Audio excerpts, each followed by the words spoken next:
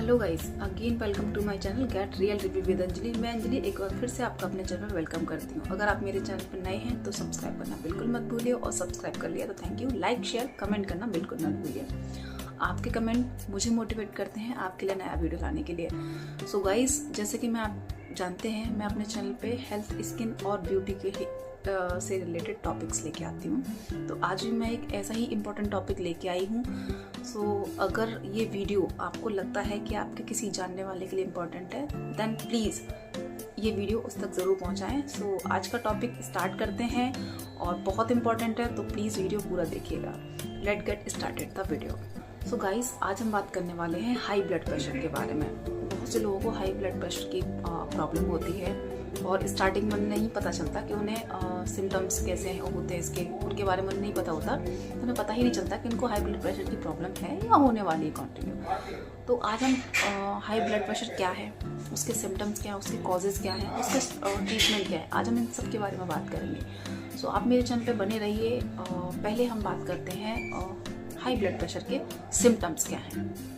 देखिए, high blood pressure के symptoms जो होते हैं, मोस्टली देखिए आपके सर में दर्द रहने लगेगा। तो सर में बहुत टाइम तक दर्द है और बहुत ज़्यादा वाला दर्द हो रहा है और मोस्टली होता रहता है। एक तो वो सिम्टम्स होता है नींद ना आना प्रॉपर, क्योंकि वो जो हाई ब्लड प्रेशर हो जाता है किसी को, तो ब्लड का जो फ्लो है ना वो बहुत ज़्यादा हाई हो जाता है, उसी को हाई ब्लड प्रेशर कहते हैं। तो घबराहट रहना, नींद नहीं आती और बेचैनी होती है, प्यास लगना, हमेशा जी सूखता रहता है, कभी कभी इंसान चक्कर खा के गिर भी जाता है।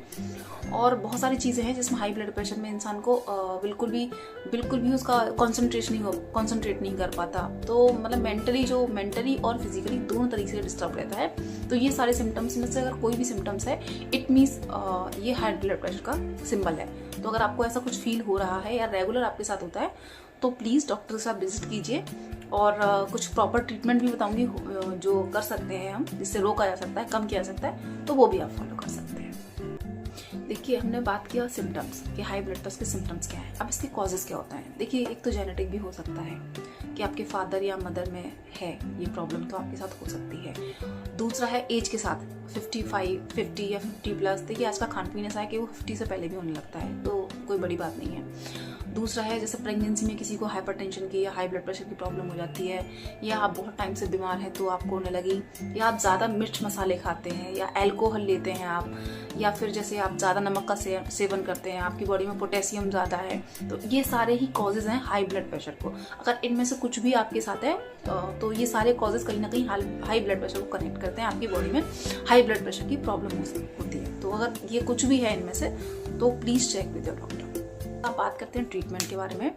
तो देखिए, सबसे पहला इसका जो ट्रीटमेंट है वो है कि अगर आप ओवरवेट हैं, आपका वजन ज़्यादा है, तो आप वजन को अपने को लिमिट में लाइए, वजन को कम कीजिए। सबसे पहला सोल्यूशन ये जो होता है ओवरवेट से भी होता है। तो अगर आपका वजन ज़्यादा है तो उसको कम कीजिए।